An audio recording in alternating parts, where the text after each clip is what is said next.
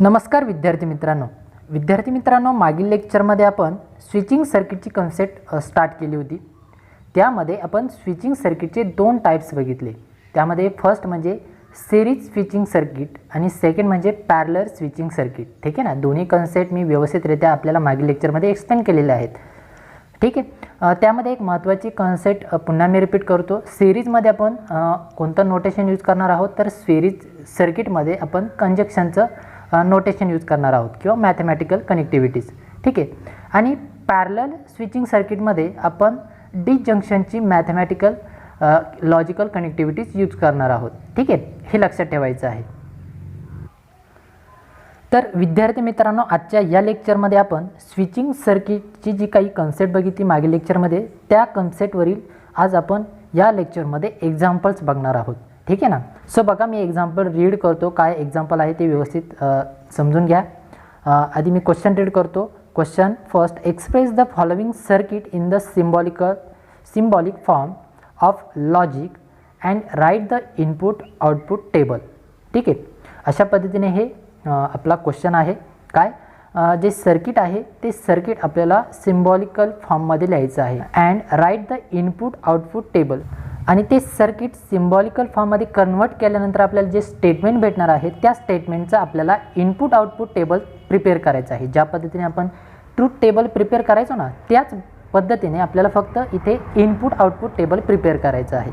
कशाचा, तर या सर्किटचा। इथे बघा या एक्झाम्पलमध्ये आपल्याला 3 सब सर्किट दिलेले आहेत। ठीक आहे, तर या तिन्ही सर्किटचा आपण कशा पद्धतीने सिम्बॉलिकल फॉर्म तयार करू शकतो याची पूर्ण डिटेल कन्सेप्ट बघूया। ठीक आहे, तर आधी आपण यामध्ये फर्स्ट एक्झाम्पल सिम्बॉलिकल फॉर्ममध्ये बघूया, त्यानंतर सेकंड आणि थर्ड अशा पद्धतीने वन बाय वन सोल्युशन बघूया।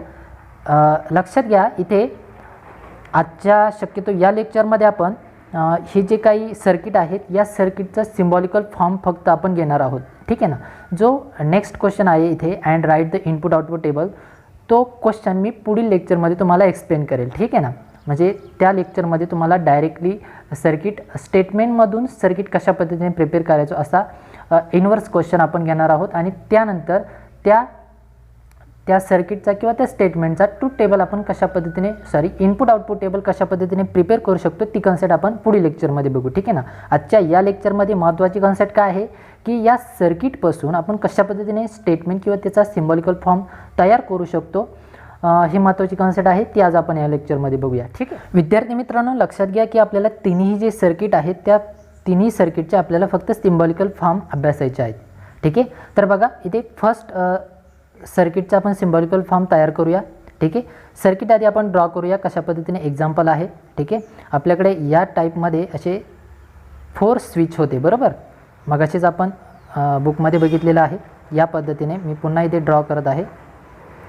या पद्धतीने आपल्याकडे सर्किट आहे। फर्स्ट इथे S1 होता, इथे S2 स्विच, त्यानंतर इथे S1 डॅश आणि इथे S2 डॅश या पद्धतीने आहे। ठीक आहे ना, आता इथे एक बॅटरी आणि लॅम्प ड्रॉ करावं लागेल। ठीक आहे, या पद्धतीने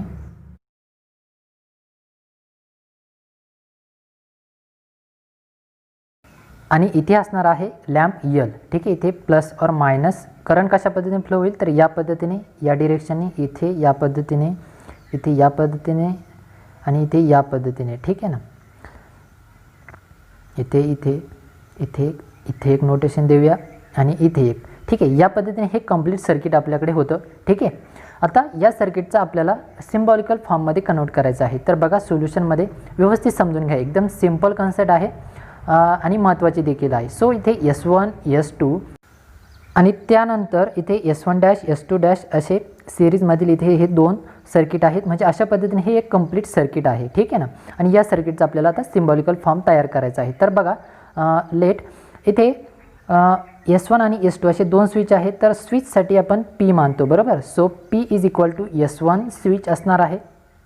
आपण थेरीमध्ये बघितलेलं आहे, स्विचेससाठी आपण P Q R या पद्धतीने नोटेशन यूज करणार आहोत स्मॉल लेटरमध्ये। S2 साठी आपण Q मानणार आहोत, so Q is equal to S2 switch बरोबर। आणि डॅशची कन्सेप्ट काय होती S1 डॅश S2 डॅश ही कन्सेप्ट काय आहे, तर आपलं जे ओरिजिनल स्विच आहे इथे बघा S2 डॅश आहे बरोबर, इथे दोन्ही डॅशची कन्सेप्ट आहे म्हणजेच S1ची ऑपोजिट स्टेट असणार आहे, म्हणजे that means negation P is equal to S1 dash switch बरोबर. निगेशन अप्लाय झालं म्हणजेच काय आहे, तर ती ऑपोजिट स्टेट आहे. सिमिलरली S2 स्विचसाठी लिहिता येईल आपल्याला negation Q is equal to S2 dash switch. ठीक आहे, अशा पद्धतीने ही आपली इथे थोडक्यात थिअरी झाली. आता बघा व्यवस्थित समजून घ्या करंटची कन्सेप्ट कशा पद्धतीने फ्लो होईल. ठीक आहे, सो इथे या पद्धतीने आपल्याला इथे बघा हा एक रूट, सेकंड रूट आणि हा आपला थर्ड रूट असणार आहे. ठीक आहे ना, आणि मग आपला लॅम्प ग्लो होणार आहे. तर बघा इथे मी पुन्हा एक्सप्लेन करतो, हा फर्स्ट रूट म्हणूया समजून घेण्यासाठी. हा जो स्ट्रेट आहे तो सेकंड आणि हा थर्ड आहे. म्हणजे बघा पुन्हा एकदा इथून हा फर्स्ट रूट म्हणजे S1 स्विचमधून एक करंट पास झाल्यानंतर लॅम्प ग्लो होणार आहे बरोबर, त्यानंतर S2 स्विचमधून आणि त्यानंतर या थर्ड रूटमधून बरोबर. अशा पद्धतीने हे 4 स्विच आहेत अरेंज झाले. आता इथे S1 आणि S2 जे आहेत ते सिरीजमध्ये आहेत आणि मागील लेक्चरमध्ये आपण बघितलेलं आहे सिरीज जर असेल तर आपण कोणतं नोटेशन यूज करतो आणि पॅरलल जर असेल तर कोणतं नोटेशन यूज करतो. सो सिरीज असेल तर आपण यूज करतो कंजक्शन लॉजिकल कनेक्टिव्हिटीज बरोबर, दॅट मीन्स या सिम्बॉलने आपण डिनोट करतो या पद्धतीने बरोबर. आणि जर पॅरलल असेल तर आपण यूज करतो डिसजंक्शन बरोबर, डिसजंक्शन आणि त्याला सिम्बॉल या पद्धतीने आहे. ठीक आहे, आता तीच कन्सेप्ट आपल्याला इथे स्विचिंग सर्किटमध्ये अप्लाय करायची आहे. बघा S1 आणि S2 हे दोन जे स्विच आहेत ते दोन्ही स्विच हे पॅरललमध्ये आहेत बरोबर. S1 आणि S2 स्टार्टिंग आपण S1 पासून करणार आहोत म्हणजे फर्स्ट स्विच. तर बघा नाव आवर स्टेटमेंट इज स्टेटमेंट कशा पद्धतीने आपलं तयार होणार आहे, तर बघा P म्हणजे S1 स्विच आहे बरोबर आणि S2 मीन्स Q आहे. तर बघा इथे P पॅरलल आहे बरोबर, पॅरलल आहे म्हणून आपण डिसजंक्शन लॉजिकल कनेक्टिव्हिटी यूज करणार आहोत. सो इथे डिसजंक्शन Q बरोबर, कारण फर्स्ट जे दोन स्विच आहेत ते पॅरलल आहेत समजून घ्या व्यवस्थित, आणि जे वरील जे दोन स्विच आहेत ते खाली दोन स्विचेसला पॅरलली आहेत. सो आपण जे सेकंड दोन स्विच आहेत ठीक आहे ना, इथे बघा पुन्हा एकदा जे दोन स्विच आहेत लास्टचे ते पॅरलल आहेत म्हणून इथे पुन्हा डिसजंक्शन मी यूज केलेलं आहे. आणि इथे S1 डॅश आणि S2 dash, S1 dash means negation P, S2 dash means negation Q आणि ते दोन्ही सिरीजमध्ये आहेत बरोबर.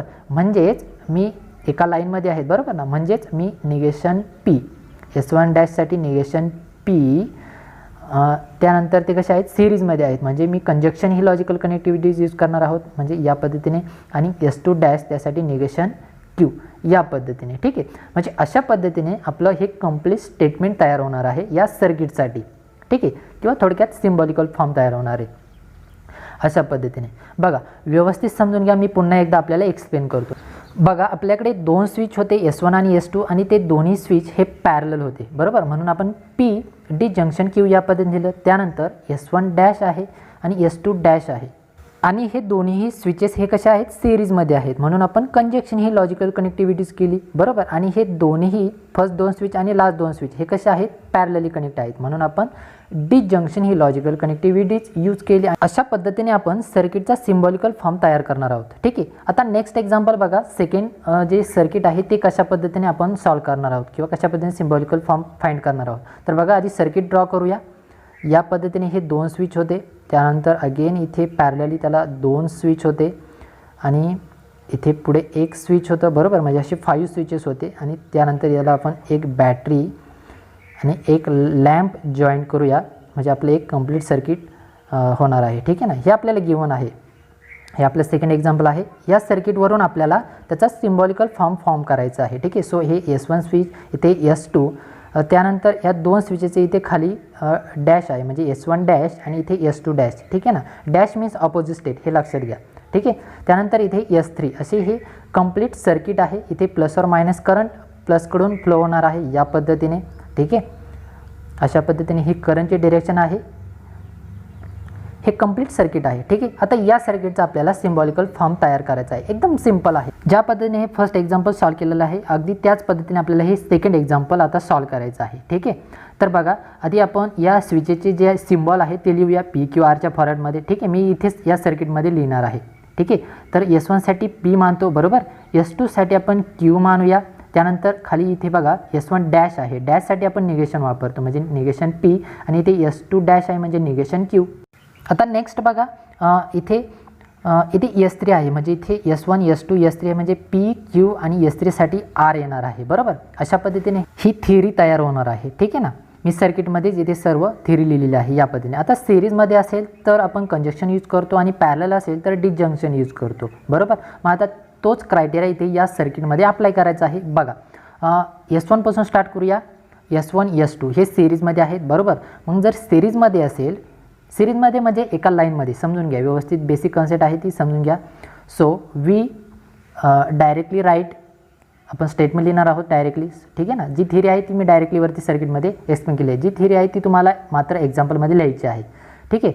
सो P सिरीजमध्ये आहे म्हणजेच P कंजक्शन. ठीक आहे ना. सिरीजमध्ये कंजक्शन P कंजक्शन Q, हे दोन स्विच, पहिले जे दोन स्विच आहेत ते सिरीजमध्ये आहेत म्हणून P कंजक्शन Q. त्यानंतर त्यालाच पॅरलली नेक्स्ट दोन स्विच आहेत ते कसे आहेत तर निगेशनच्या म्हणजे ऑपोजिट स्टेट आहे.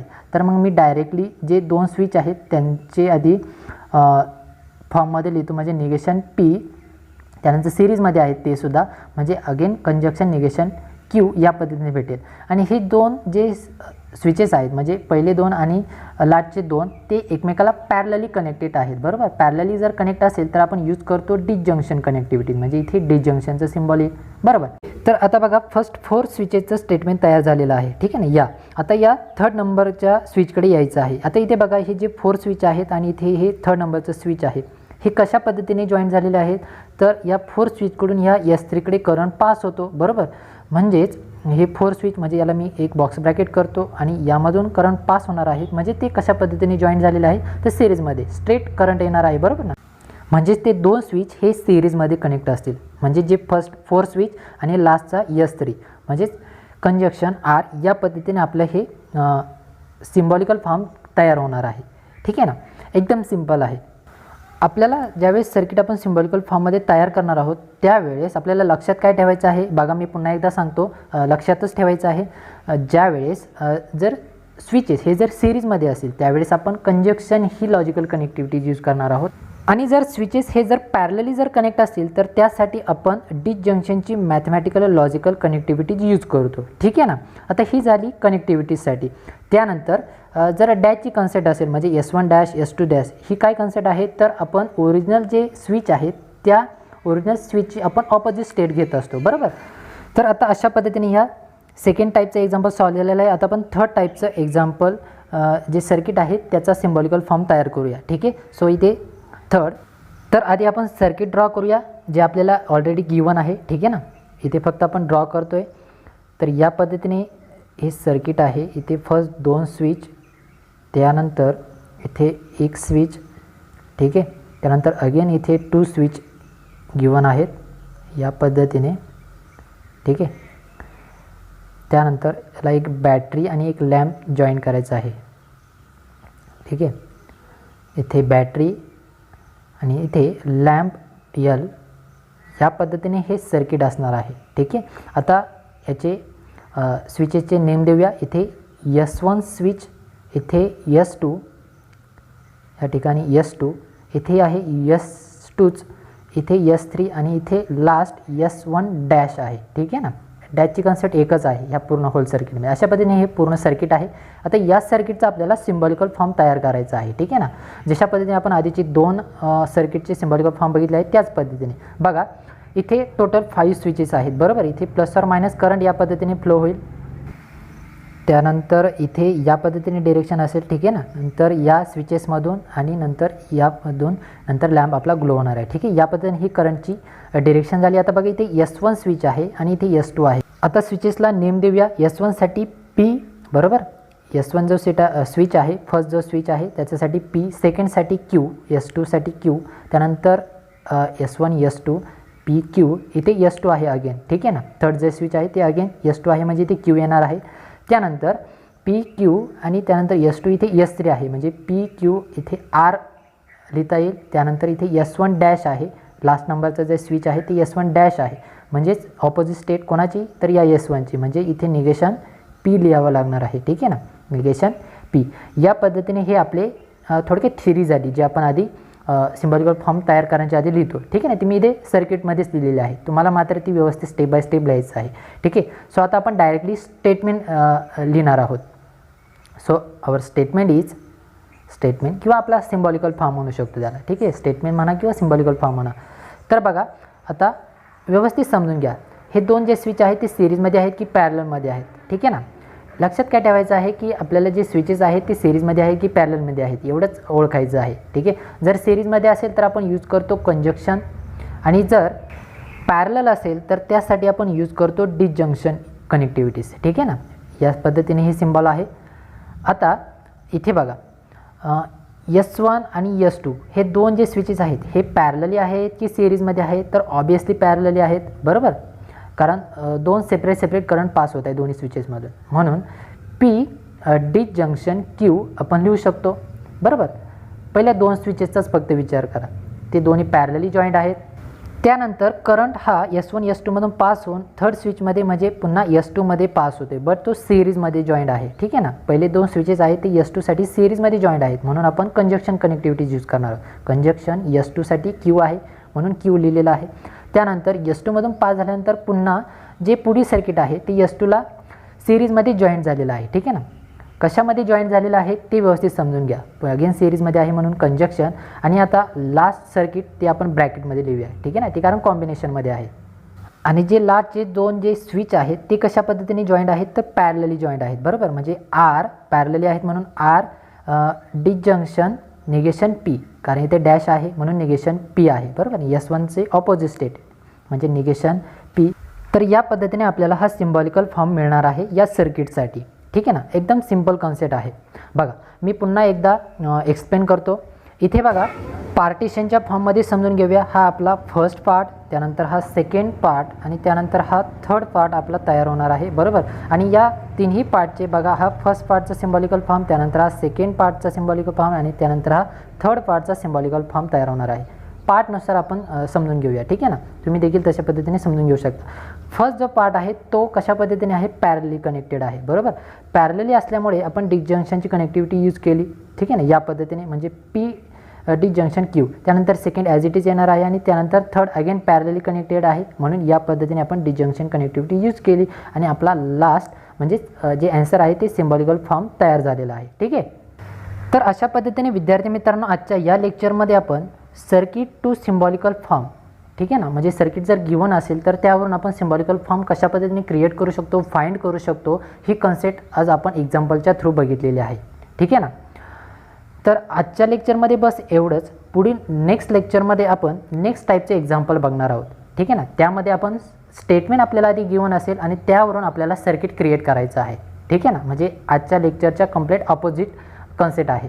ठीक आहे, त्यानंतर जो इनपुट आउटपुटचा जो टेबल आहे तो कशा पद्धतीने आपण क्रिएट करू शकतो ती कन्सेप्ट देखील आपण नेक्स्ट लेक्चरमध्ये बघणार आहोत. ठीक आहे ना, हा झाला आपला सेकंड पॉईंट. आणि त्यानंतर जो थर्ड पॉईंट आपण बघणार आहोत पुढील लेक्चरमध्ये तो आहे सिम्प्लिफाय द सर्किट कन्सेप्ट. ठीक आहे ना, म्हणजे जे कॉम्प्लेक्स सर्किट आहे ते सर्किट आपल्याला स्टेटमेंटमध्ये तयार करायचं आहे, सिम्बॉलिकल फॉर्ममध्ये तयार करायचं आहे आणि तो सिम्बॉलिकल फॉर्म मला एका कॉम्प्लेक्स फॉर्ममध्ये भेटणार आहे, तो सॉल्व करून एका सिंपल फॉर्ममध्ये तयार करायचा आहे. ठीक आहे ना, म्हणजे एक सिंपल स्टेटमेंट क्रिएट करायचं आहे आणि त्या स्टेटमेंटचं सर्किट प्रिपेअर करायचं आहे किंवा ड्रॉ करायचं आहे.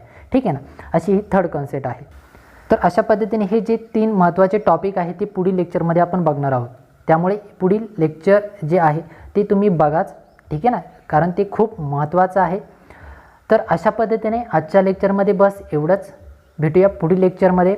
विद्यार्थी मित्रांनो जर व्हिडिओमध्ये जर काही डाऊट असेल तर मला कमेंट करून जरूर कळवा. आणि हा जर व्हिडिओ आवडला असेल तर नक्की लाईक करा, शेअर करा. चॅनलवर जर नवीन असाल तर चॅनलला जरूर सबस्क्राईब करा. धन्यवाद.